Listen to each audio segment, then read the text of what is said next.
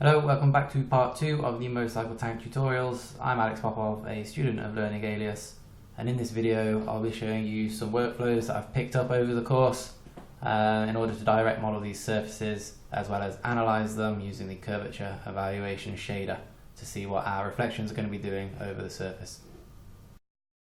So the curvature evaluation shader is good to assess the changing curvature over your surfaces. As you slide the curvature colour scale, you want the flow of colour to be nice and smooth, which represents good reflections. Also, we need to consider good lead-in around the edges of our surface, represented by a darker orange colour. As I mentioned, there are videos on the Learning Alias website as to what is lead-in and how to create lead-in in your curves and surfaces. Essentially what we're after is more curvature towards the edges of our surfaces so that when we come to build the blend between our side and top surfaces, that the flow into that blend is a lot more natural and we get much smoother reflections. The first thing to do is put the controls on the surface. You can see my CVs and holes, and also delete the history for the surfaces. Now I can go back into my control panel and use Transform CV, hit spacebar and select Hull Transform in XYZ direction, and I can constrain movement by holding the middle mouse button to the Y direction, and I can pull this hull inboard, creating better lead-in around our surface edge represented by an orange colour. Also, we need to realign the centre surface to the outer parent surfaces because we deleted the history, so do that with G2 continuity.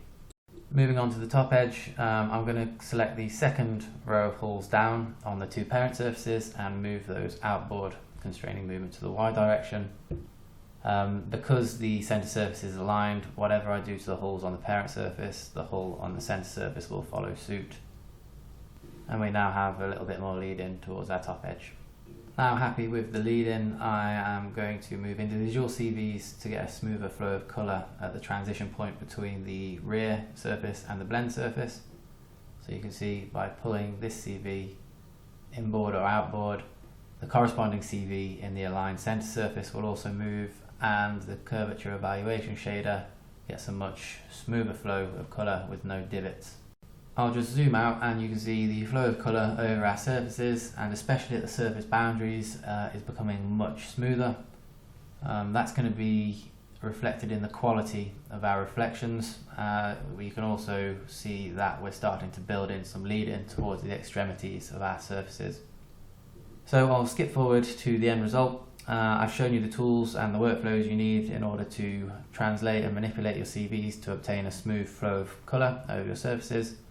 As I say, experienced alias modelers will be able to do this quickly, but for me it was a little bit of trial and error, so I don't want to have to make you guys watch 2 hours of my CV micromanagement.